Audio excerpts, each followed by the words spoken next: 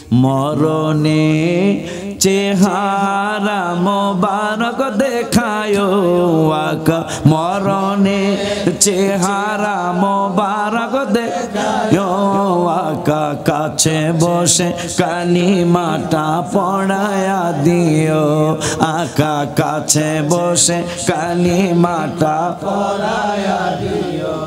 আমি যদি আর না আসতে পারি আমারে দেখা দিয়া আপনি নিজে জবান মোবারক দিয়া আমারে কালেমাটা পড়াইয়া বিদায় দিয়ে নিয়া রাসূলুল্লাহ। আর যতদিন শক্তি রাখে এই শেষ আশা যদি না হয়, আরো যদি আশা হয়, তাইলে রওজা মোবারকে বারবারে নিও, মোবারক কদমে চুমিতে দিও আকা।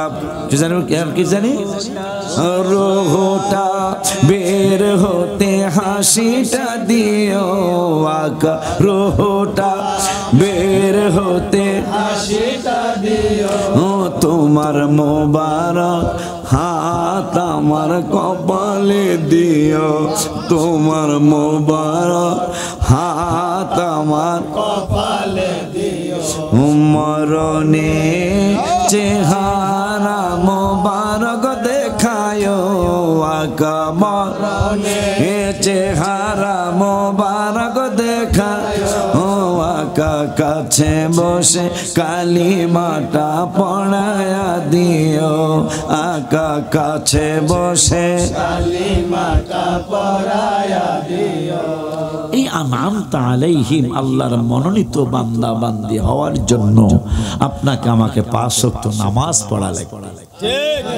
এক নম্বরে এই ফাতিহা ইয়াজদাহুম বড় পীর হুজুরের স্মরণের মাহফিল করা সার্থক হবে যদি আমার এই কমিটির যুবক ছেলেগুলি 5 ওয়াক্ত নামাজ পড়ে। বাবা মার পক্ষ থেকে যেন তাদের কাছ থেকে কোন রকমের কোন কমপ্লেইন না আসে যে আমার ছেলেটা এইরকম, আমার ছেলেটা শুধু এইটাই যেন আসে। আমার ছেলেটার জন্য দোয়া করেন, আমার ছেলের প্রতি আমি খুশি আলহামদুলিল্লাহ। আর কিন্তু কিছু বলা লাগবে না, কি করেন শুধু এতটুকু যদি কোনো বাপ মায় বলে আমার ছেলেটার জন্য আমার মেয়েটার জন্য দোয়া করেন, বোঝা যাবে এই ছেলে বাবা মার সাথে আদব দেখায়।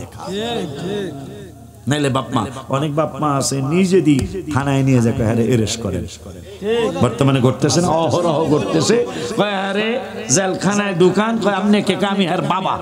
জেলখানায় কেন? কয় আমার ইজ্জত সম্মান, আমি একজন মুসল্লি সব শেষ করে দিতেছে, ওর কামাই আমার লাগবো না, যতদিন পারেন ততদিনই রাখবেন, আমি আর সহ্য করতে পারতেছি না। এটা দোয়া না বদদোয়া?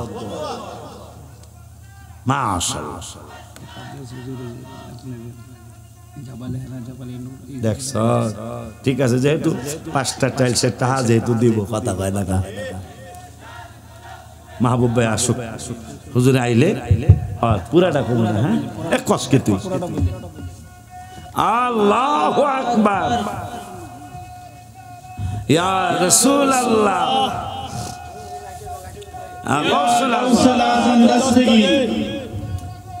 শুভেচ্ছা স্বাগতম,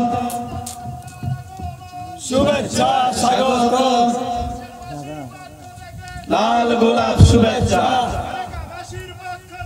লাল গোলাপ শুভেচ্ছা। আল্লাহু আকবার